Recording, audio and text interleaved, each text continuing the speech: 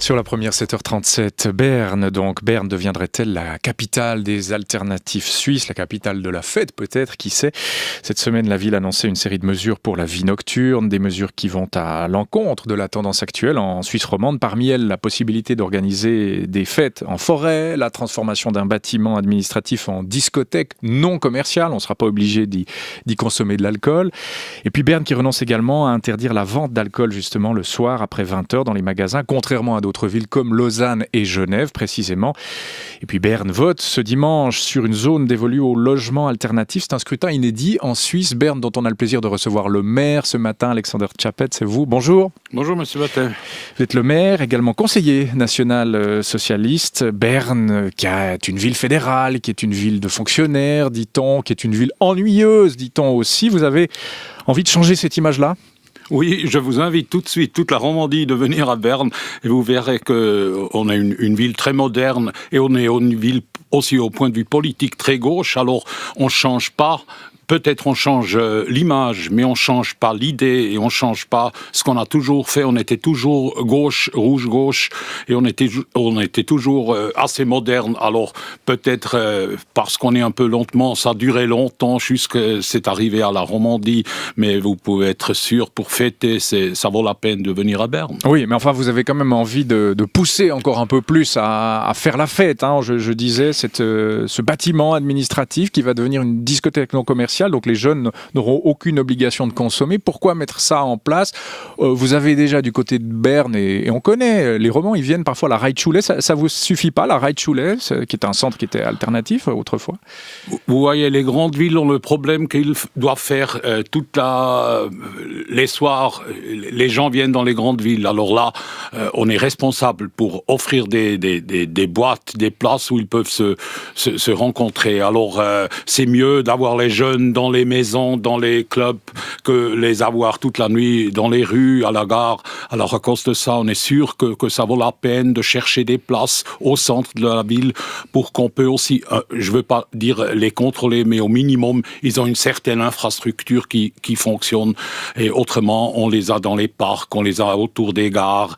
Et je pense toutes les villes en Europe remarquent la même chose. Si vous avez une bonne offerte pour donner aux jeunes, à la fin, vous avez plus de tranquillité que si vous fermez les boîtes à 1h et après, les gens ne savent pas quoi faire jusque le lendemain. Alors, petite pique peut-être adressée aux élus lausannois qui veulent tenter de fermer quelques clubs plus tôt, qui interdisent la vente d'alcool la nuit. Vous faites le contraire total de Lausanne, alors. Hein. Non, je dirais pas. Alors, la vente d'alcool, pas de permission entre 10h et 6h, ça serait une bonne idée. Et on aurait bien accepté la loi fédérale, malheureusement. Sauf que vous le faites pas.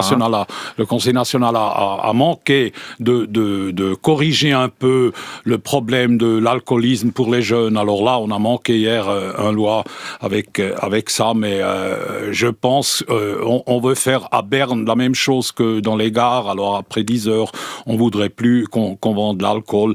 Mais vous n'êtes pas d'accord avec ça ? Berne ne va pas mettre ça en place, Alexander Tchapet. Oui, on est d'accord avec ça parce qu'il y en a peu de magasins qui sont encore ouverts. Après 10h, c'est pas vraiment un problème.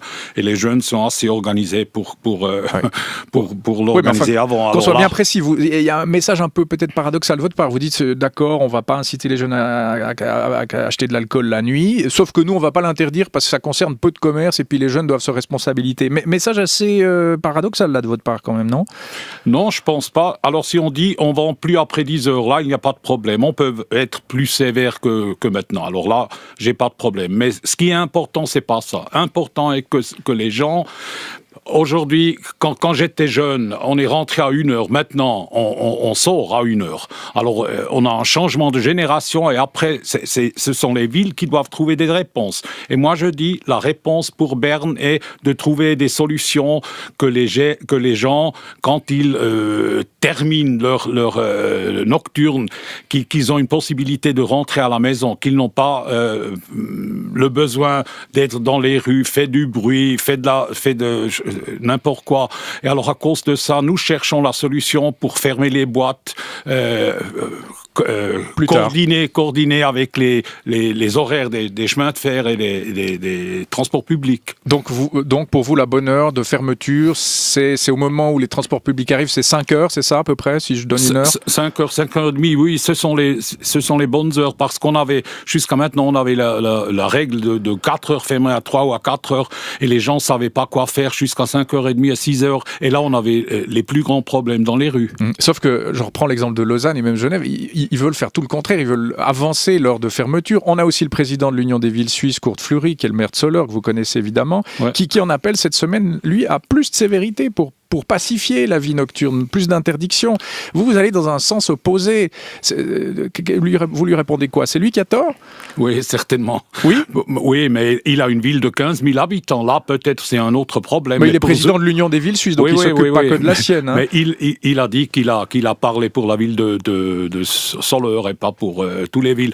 Mais je vous dis, pour Zurich, pour Lausanne, pour Genève, pour Berne, vous ne pouvez pas fermer à 1 heure. Qu'est-ce que vous pensez? Si je vois mes jeunes, qu'est-ce qu'ils font à minuit? Ils lavent les cheveux et ils commencent à se préparer pour sortir. Mais alors, vous ne pouvez pas fermer les boîtes. Alors, c'est vraiment une génération complètement différente que la nôtre. Et nous, les âgés, il faut aussi apprendre un peu et alors trouver des solutions pour eux et pas penser qu'on peut revivre dans les années 50. Alors, c'est fini. Oui. Bon, on a un peu l'impression qu'il y a quand même un vent de laxisme qui souffle du côté de Berne. Votre collègue municipal chargé de la sécurité, Reto Nausé, qu'on connaît aussi en Suisse romande, était allé à Lausanne. Hein. Il était venu un vendredi soir du mois d'août pour voir un peu ce qui s'y fait. Il a eu peur, c'est pour ça qu'il vous a conseillé de ne pas du tout appliquer ce qui se faisait à Lausanne. Non, alors on avait déjà ce concept avant qu'il était voyagé à Lausanne. Mais je pense, quand il est rentré, il était persuadé que notre solution est une bonne solution. Alors on ne va pas copier le système lausannois ou genevois. Vous avez envie, notamment avec l'ouverture de cette discothèque non commerciale, de cette permission de faire des fêtes en forêt, etc., vous avez envie d'attirer quel public? En dehors de Berne, vous avez envie d'attirer les Fribourgeois, les Neuchâtelois, les Solerois, pourquoi pas? C'est ça que vous voulez dans Berne? Non, on ne le veut pas parce que c'est déjà passé. Alors les jeunes autour de Berne, ils viennent c'est la même chose à Lausanne ou à Genève. Les grandes villes, c'est l'intérêt. Là, les jeunes veulent se voir, ils n'ont pas besoin, ils n'ont pas envie de se rencontrer dans les petits gares, dans les villages de 2 ou 3 000 habitants. Tout le monde se concentre d'aller dans les grandes villes. Alors à cause de ça, il ne faut pas être plus attractif. On est déjà très attractif, toutes les grandes villes, au point de vue nocturne. Alors à cause de ça, c'est beaucoup mieux, c'est beaucoup plus important qu'on cherche des bonnes solutions parce qu'on sait on a des dizaines de mille personnes qui viennent tous les samedis, tous les dimanches, tous les vendredis. Alors il faut trouver des solutions pour que, à l'autre côté, les gens qui ont besoin de tranquillité, qui veulent vivre ici, que ça est aussi respecté. Alexander Tchepet, on se souvient de cet été, ça avait marqué les esprits, cette fameuse manifestation Tanz dich frei qui demandait justement des espaces pour faire la fête à Berne. Et c'était très mal terminé, il y avait eu pas mal de violence. Finalement, vous donnez raison à ceux qui manifestaient à l'époque là. Non, on avait 10 000 personnes qui avaient une seule demande. Fêter un peu, danser, boire, discuter. Et il y avait une centaine d'idiots qui savaient plus autre chose que faire que détruire, attaquer la police. Et ce que nous avons besoin, c'est vraiment une intervention de la police, d'essayer de les arrêter, les 100. Mais je comprends 10 000 personnes qui a 1 ou 2 fois par an et le besoin de prendre une ville dans leur propriété, dire une fois pour 4-5 heures, les rues sont à nous, sont pas au commerce, sont pas aux voitures, sont à nous, on veut fêter un peu en paix. Et alors, le problème, c'est pas ça, le problème sont ces 100 idiots que vous avez avec vous les avez aussi avec le football. Alors là, il faut lutter et là, il faut trouver des solutions, mais il faut pas donner la responsabilité aux 10 000 personnes qui sont tranquilles et qui sont gentilles. Ces 100 idiots, vous les avez identifiés, arrêtés, vous savez qui ils sont?